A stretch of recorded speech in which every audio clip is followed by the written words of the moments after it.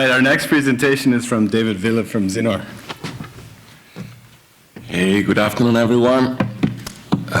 Okay, so today I'm going to talk to you about a use case, a real implementation that we did as a company a few years back for an academic data exchange. My name is Davide Villa. I'm the Chief Revenue Officer of XINNOR, and you might wonder who is XINNOR. So XINNOR is a startup we incorporated last year out of Israel, and we focus on storage solution for a data-intensive workload. We are a very unique startup because we actually leverage more than 10 years of experience in the development of a RAID engine for HDD and SSD. Indeed, we inherited the IP and the development team of a company called Radix. So let's go into the case study. So we have been partnering with a company out of Japan, which is the largest scientific institution out of Japan. They came to us, they wanted to deploy a GFarm file system, which was their own open source cluster file system. And they wanted to have this file system accessible through 850 institutions across the country. So what they required was very high capacity, 50 petabyte, very high performance, high availability without mirroring and without replicating the data, because it was going to be too expensive to do, and also strong data consistency and performance consistency in case of drive failure or in case of power failure. Longevity of the solution, so they didn't want to have a lock-in with a single vendor, and also several customization that we had to put in place. So a lot of requests with a very limited budget, which I think is not unique in this industry. So what is GfarmFS? GfarmFS is their cluster, open source cluster file system developed by Japanese engineers, very scalable from a performance standpoint, but also from a capacity standpoint. It provides a single namespace to all the, on a wide area data network. And that was the beauty, so every single node can see the data as if they were local. It clearly defined the roles, the storage, the metadata, the client, but every machine can be storage, metadata, and client at the same time. And there were no option to change the file system. So the company, before coming to us, they look at alternative option, alternative software-defined storage. The main issue with that, with the one that had been under evaluation, were the limited performance per node, and also the unpredictable performance in case of drive failure. And they needed too many nodes. At the end, it was becoming too expensive. The easy alternative would have been to use A brand, but A brand, as you know, they are expensive from an acquisition standpoint, but also from a maintenance and a longevity standpoint.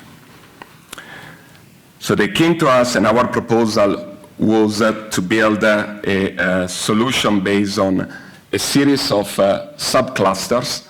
So we developed 11 subclusters, each of them of 5 petabyte, all based on SAS interface. So we didn't choose a fiber channel, we didn't choose InfiniBand, and that was intentional to keep the cost low for the customer. But the real secret sauce was our own implementation of the parity, the data integrity, our RAID engine, also supporting NVDIM mirroring and cache mirroring, and without any single point of failure. So if we look at the two key elements of our implementation were the decision to select a SAS interface. So all the JBOD that we selected were connected through SAS interface. So all over we had 600 JBODs connected for 6,000 drives, or actually 6,600 drives, because 11 clusters, 660 JBODs, 10 terabyte at that time. That was the highest available capacity, or actually the most cost-optimized available capacity at that time. The write synchronization was, again, through SAS, and that was a bit of a pain, because at that time there were no libraries for NVDIM on the Linux kernel, so we had to develop the libraries, and we made it available to open source to the kernel. Same for the storage controller.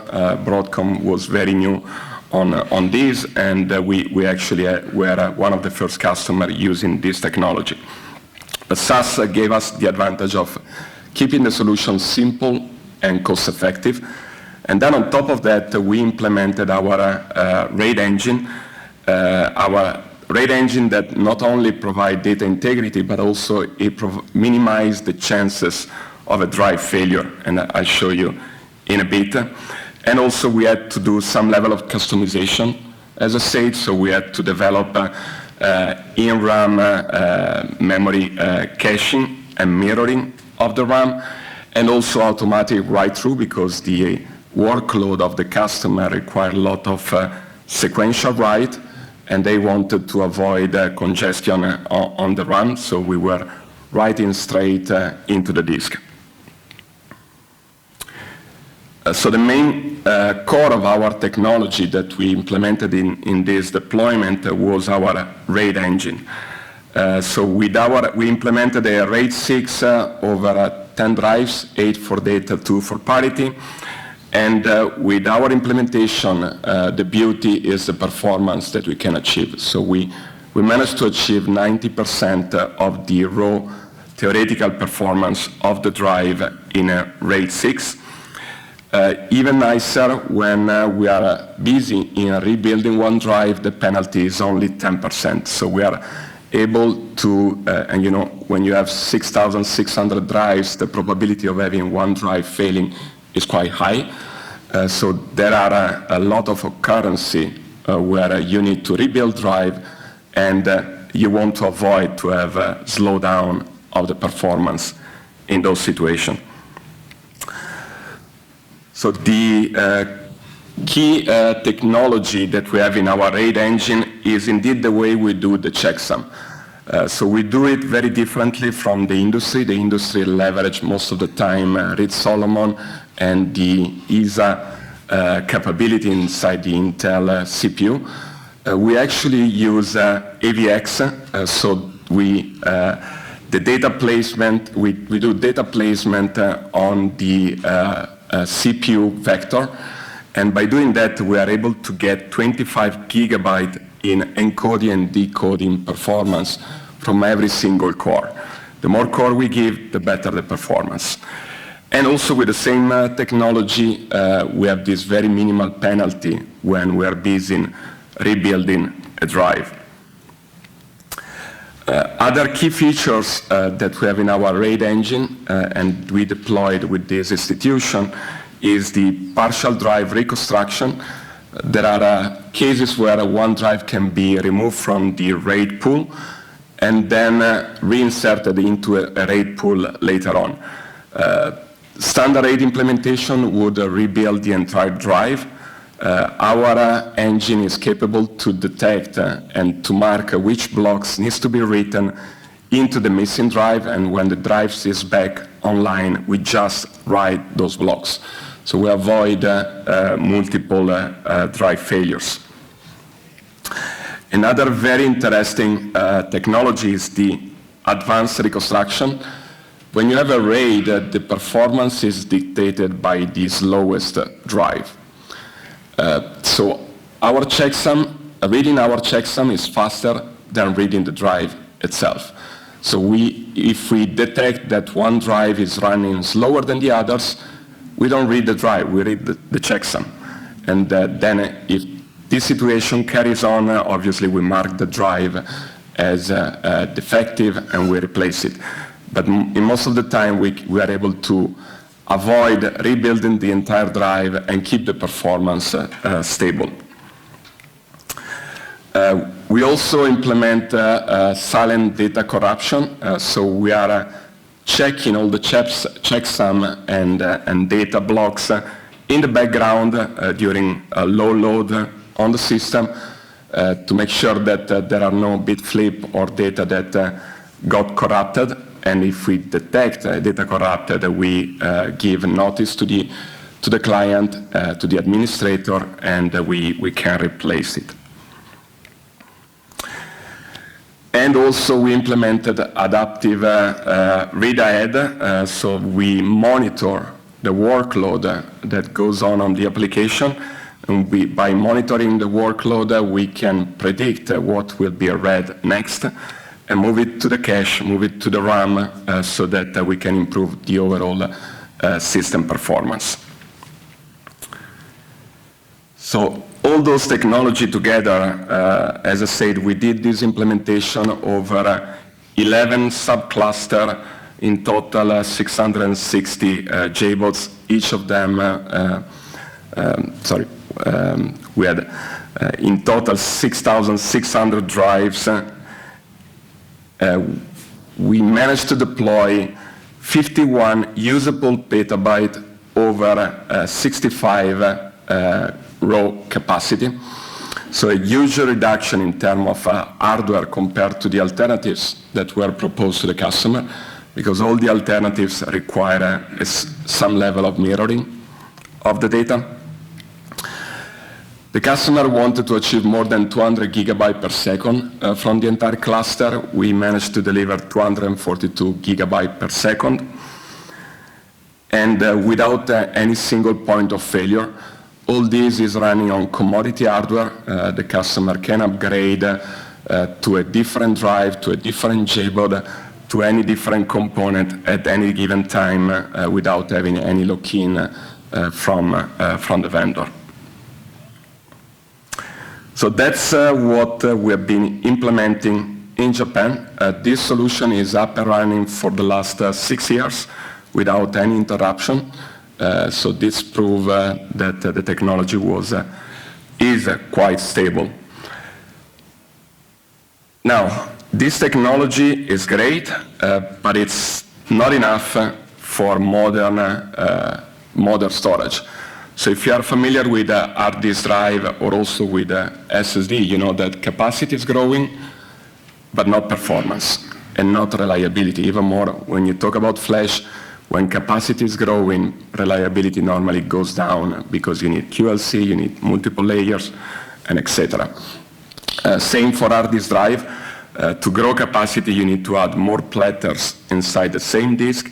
More platters increase the level of turbulence, so the probability of having a failure is higher, and the performance is not higher, so you don't gain much in performance. So today, if you take a 20 terabyte drive, which is the mainstream in the industry, it takes more than almost 2 days to recover from a failure. So how can we improve this situation? And also when you have a failure on a drive in a cluster, you have the other drive busy in rebuilding that drive, so the probability to have another failure increases dramatically. So the solution is available already in the industry, and it's a Decluster Raid. So this technology is nothing new. We are not inventing the Decluster Raid. It has been in the market for a few years. We just do it a bit differently, and I will explain you in the next 2 slides. Our goal, and actually our customer goal, because this again, it's a custom project for another major institution in Japan. Our customer goal is to reduce the rebuild time by 1 order of magnitude. So instead of taking 30 hours, they want us to stay within 3-4 hours. So that's the goal, and we are well advanced in this direction.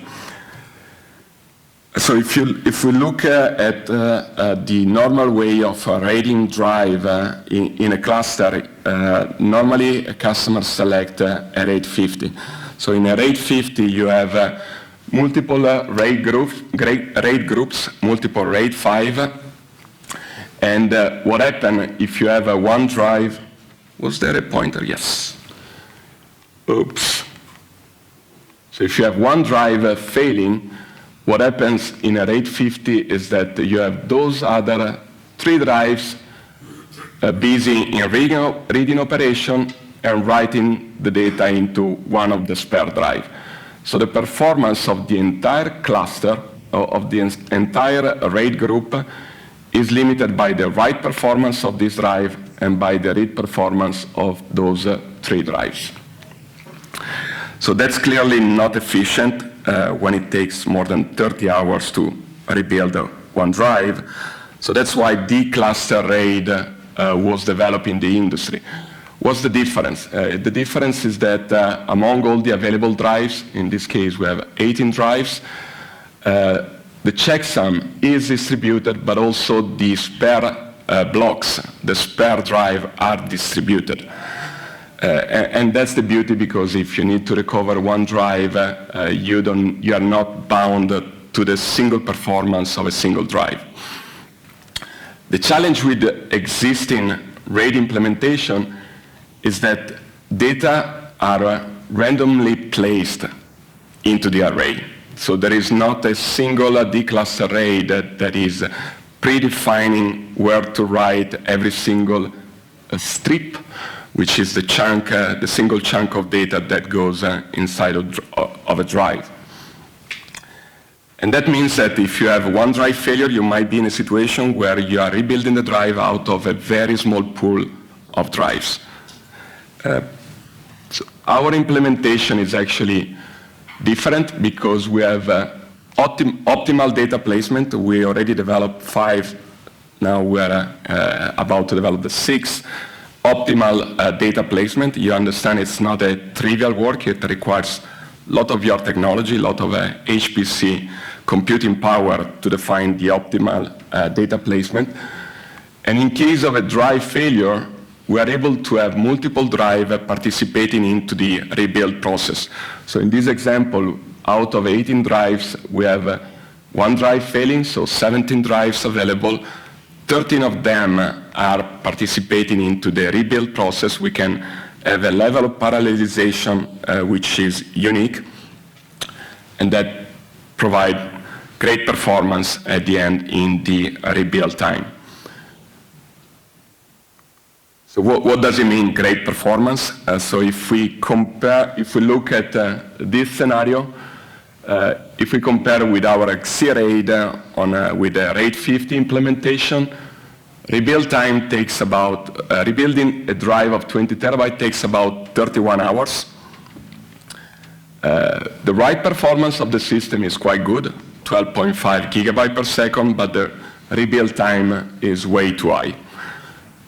If we look at alternatives available in the market, like the RAID on ZFS, which is a Decluster Raid under ZFS, they do a very good job when it comes to rebuild time. So they managed to reduce by 5x the rebuild time. But this comes with a high penalty on normal operation. The write performance is very limited. The result that we get with our Decluster Raid, at least the alpha version that we have, because we are still in development, shows that we are able to achieve the target of this customer, which is the reduction by 1 order of magnitude in rebuild time, without sacrificing the overall system performance. So we're now in alpha stage with this development. We will be in beta stage by the end of the summer, and hopefully in production soon after.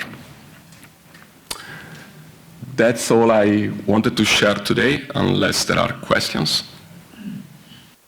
Especially from the storage point of view, we just start growing by size and the performance, and we know that HPC now is getting this conversion with the cloud, and the requirement now from parallel file system is not enough to give me performance and dimensions, but I would like to have interfaces where I can use it for other kind of workload, that has a conversion with HPC. For instance, we have seen Kubernetes services, we have seen a lot of this going on.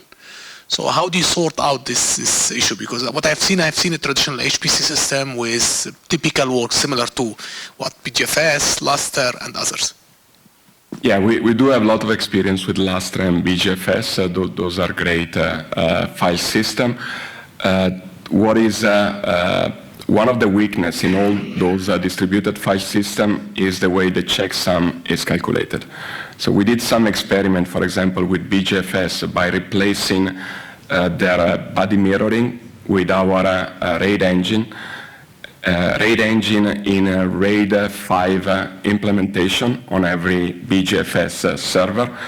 And we managed to show that we are able to triple the performance by having less hardware. So you move from a mirroring that requires 2x the hardware to a RAID 5 implementation, and you get 3x the right performance.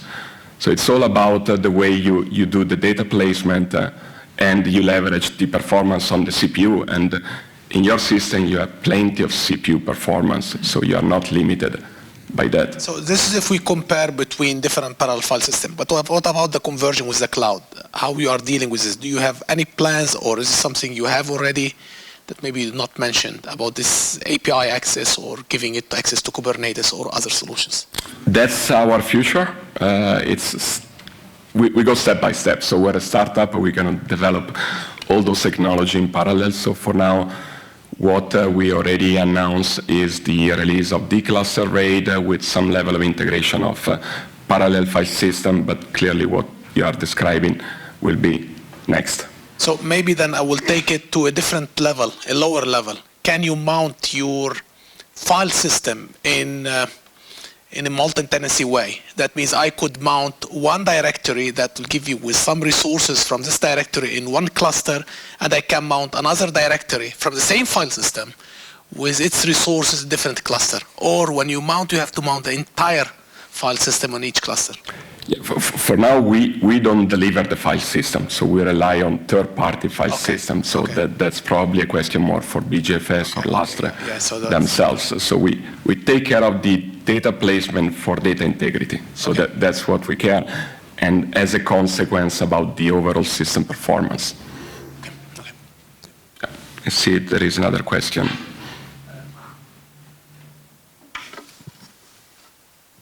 I was curious about the optimal placement to reconstruct. What happens when you increase the number of disks, for example, or you grow the system? You have to recalculate everything, or what happens there?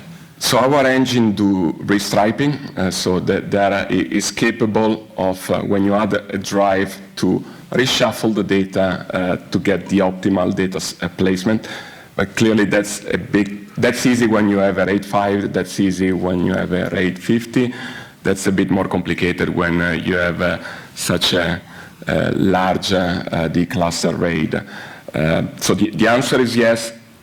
And to your question, the reason why we don't have it yet in production is indeed because of that. So it's still a lot of engineering work that needs to happen to make sure that we can properly support restriping in production. Thank you.